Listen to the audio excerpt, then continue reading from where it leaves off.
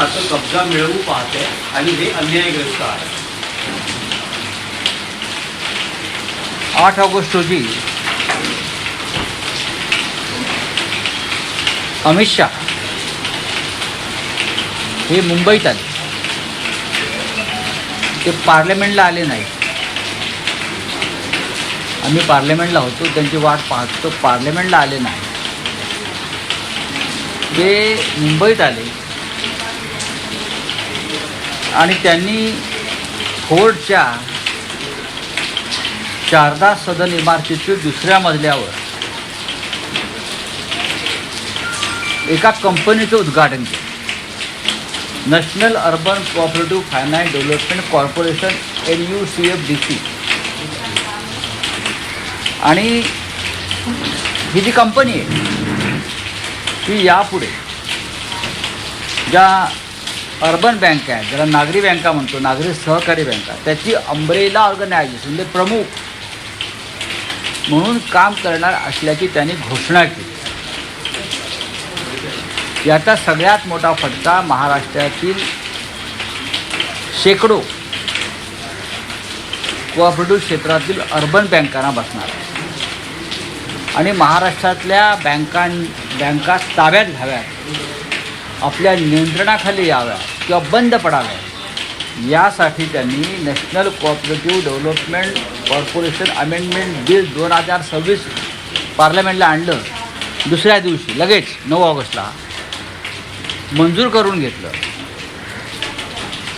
आश्चर्य असं आहे, जे गृहस्थ सहकार मंत्री 8 ऑगस्टला या national urban cooperative finance development corporation या कंपनीच्या उद्घाटनाला येतात, जी नागरी सहकारी बँकांची अर्बन अंब्रेला ऑर्गनायझेशन आहे, पण ते बिल मंजूर होत असताना ते संसदेमध्ये आले, ताबा घेतला.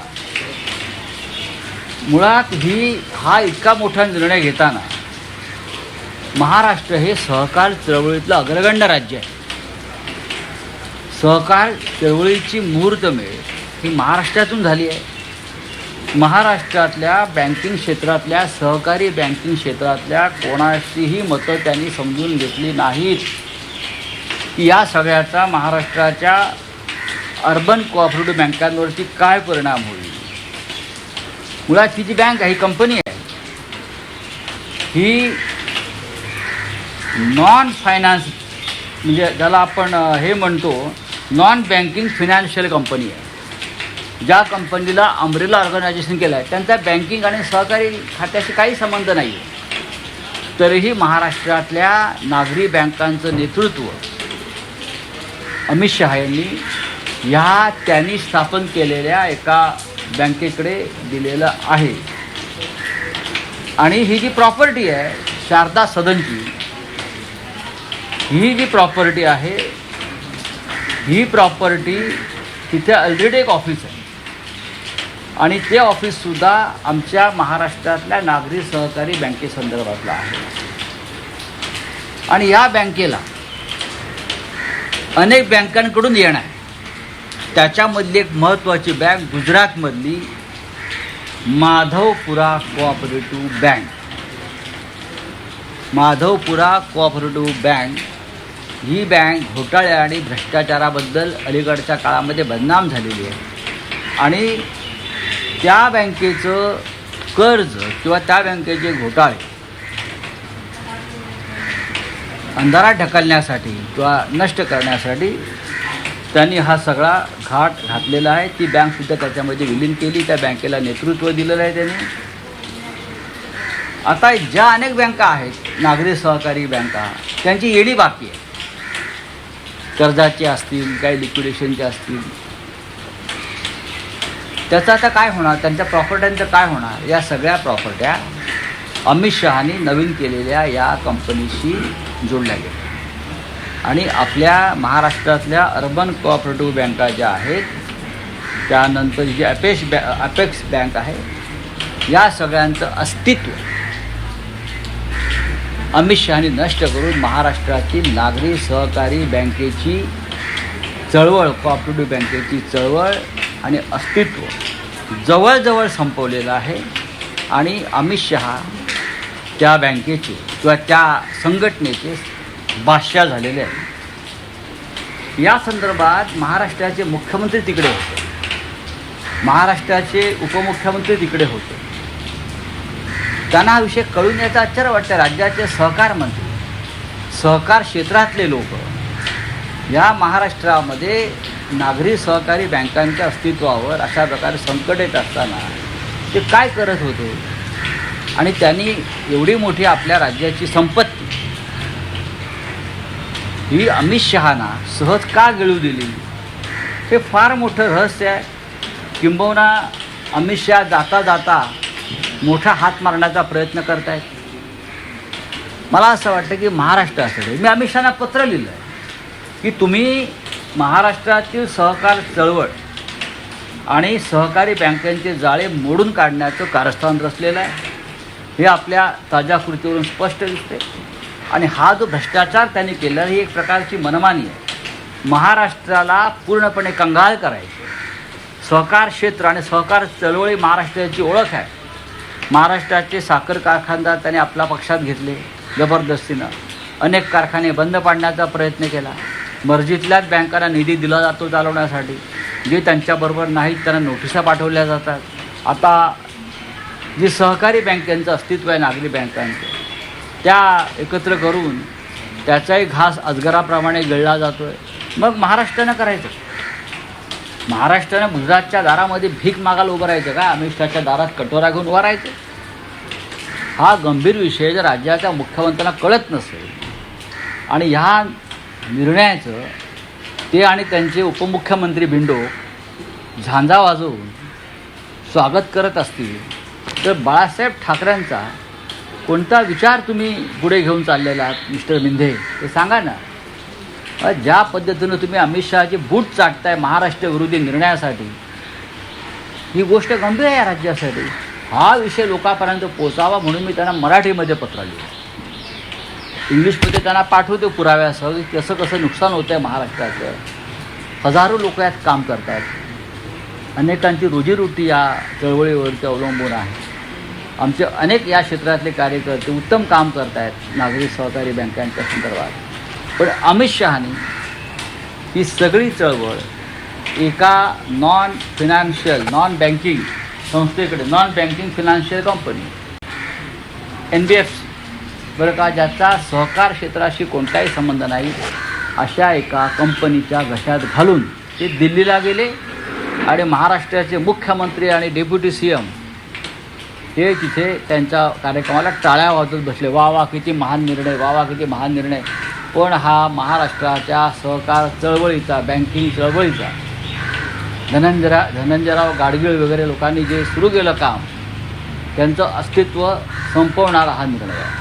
नाही रावसाहेब, पण ज्यांनी हा निर्णय घेतला म्हणजे अमित शहा त्या खात्याचे सहकार मंत्री, सहकार खात्याचे, त्यांनाच तुम्ही उद्देशून पत्र लिहितात. हो. तर तुम्ही या प्रकरणी न्यायाची अपेक्षा नाही बघा, माझं काम आहे पंतप्रधान किंवा राष्ट्रपतींच्या निदर्शनास हा प्रकार आणला. नाही, अमित शहाना असं वाटतं की मांजर डोळे मिटून दूध पिते आणि त्यांनी केलेला हा प्रकार महाराष्ट्रावर अन्यायाच्या कोणाच्या लक्षात आला नाही.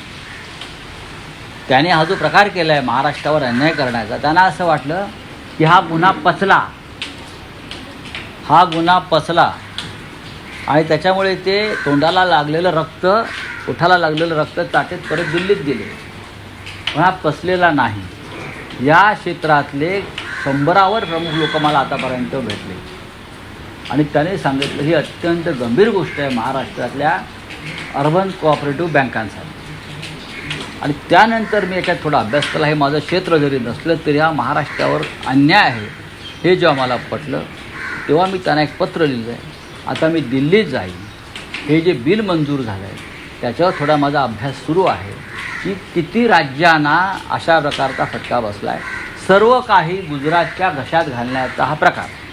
माधोपुरा बँकेचा इतिहास तुम्ही समजून घ्या. ही बँक किती कर्जात बुडाली आहे, या बँकेनं काय घोटाळे केलेले आहे, या बँकेचं अस्तित्व काय आहे. फक्त ही लाडकी बँक अमित शहांची आहे आणि त्या बँकेला ताकद देण्यासाठी बरं का ही जी आहे बघा. आणि मुळात ज्या शारदा सदनमधला बँकेचा ताबा घेतला अपेक्स बँक महाराष्ट्रात, त्याच बँकेलाच माधवपुरा बँकेकडून कोट्यवधी रुपये येणार. आता बुडाले ते माधवपुरा बँकेकडून ह्याच आपल्या बँकेला महाराष्ट्राच्या कोट्यवधी रुपये येणार. हे असे प्रकार चिंदी चोरीचे म्हणा, महाराष्ट्रातून लूटमारीचे म्हणा सातत्याने सुरू आहेत. आणि या लूटमारीच्या कार्यक्रमाला राज्याचे मुख्यमंत्री उपस्थित असतात, राज्याचे उपमुख्यमंत्री उपस्थित असतात आणि उपमुख्यमंत्री म्हणतात आम्ही बाळासाहेब ठाकरेंचा विचार पुढे नेत आहोत, महाराष्ट्र लुटण्याचा विचार आणि त्या लुटीला पाठिंबा देण्याचा विचार. काय कळतं काय या राज्याचं उपमुख्यमंत्र्यांना हा विषय काय आहे तो? आणि सी एमला तरी कळतो का की इथे येऊन तुमच्या समोर अमित शहानी महाराष्ट्राचा किती मोठा नुकसान करून गेले आहेत महाराष्ट्राचं. राऊतसाहेब, तुम्ही बाळासाहेबांच्या विचारांचा उल्लेख केला तर धनुष्यबाण चिन्ह गोठवणं म्हणजेच बाळासाहेबांचे विचार गोठवण्यासारखं आहे अशी टीका आता तुमच्या. आता बाळासाहेबांचा विचार काय एकनाथ शिंदे पुढे नेत आहे धनुष्यबाण घेऊन